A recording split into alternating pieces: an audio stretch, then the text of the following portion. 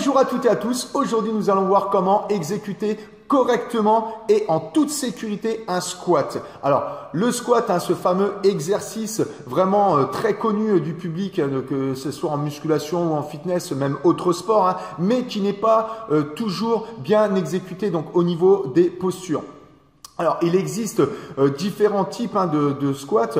Nous avons aussi différentes positions. Le squat donc en prise largeur bassin qui va solliciter principalement les quadriceps, puis grand fessier. Ensuite, plus nous écarterons donc en prise large de type sumo, plus nous orienterons le travail vers les adducteurs, mais toujours principalement les cuisses. Alors, comme je viens de vous dire, il existe différents types de squats. Là, aujourd'hui, nous allons voir l'air squat. Donc, air squat, c'est le squat de type fitness, donc avec aucune charge. Donc voilà, je vous dis à tout de suite.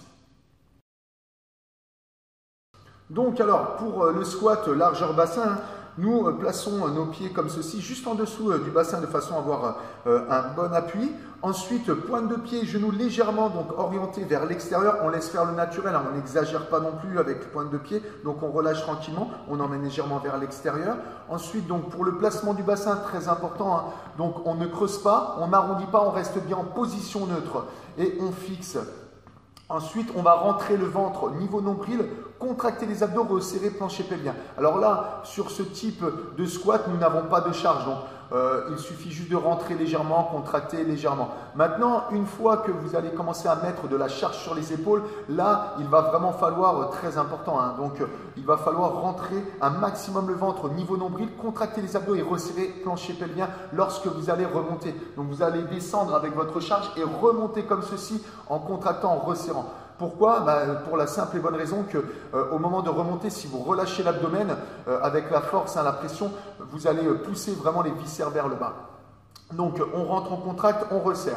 Ensuite, donc une fois que le bassin est bien placé, une fois qu'on est bien gainé, on va emmener les épaules donc vers l'arrière et les descendre. Donc les épaules vers l'arrière et les épaules bien basses.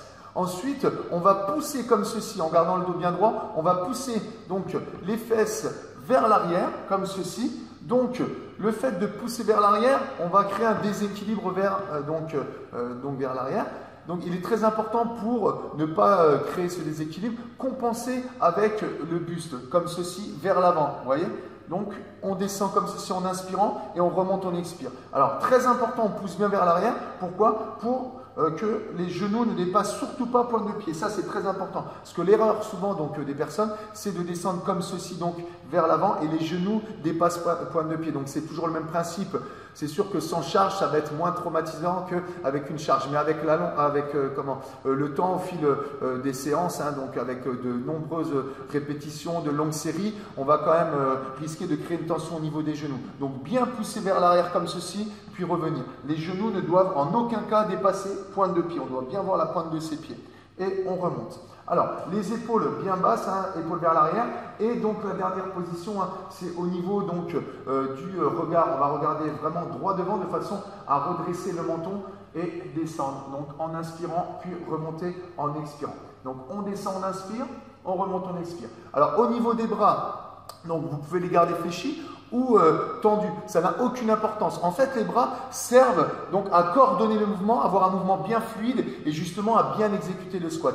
En aucun cas, puisque je sais qu'il y a beaucoup de personnes qui se posent la question, en aucun cas les bras vont orienter le travail donc musculaire, vont mettre une charge supplémentaire donc sur les cuisses, sur les quadriceps. En aucun cas donc le fait de tendre ou de fléchir va orienter ce travail.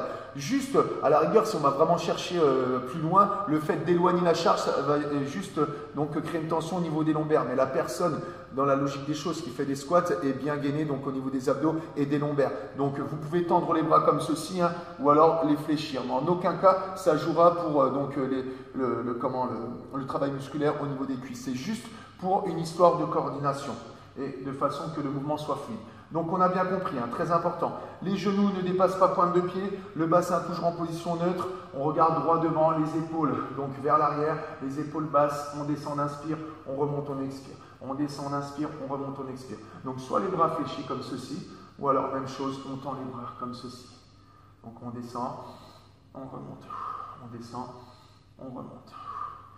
Et voilà, un beau squat. Donc pareil, au niveau sécurité, donc dans le fitness, remise en forme, normalement, nous conseillons de ne pas descendre plus bas que 90 degrés. Après, des personnes donc plus confirmées peuvent se permettre de descendre beaucoup plus bas. Mais normalement, donc, on reste à 90 degrés. Donc voilà, donc j'espère que cette vidéo vous a plu.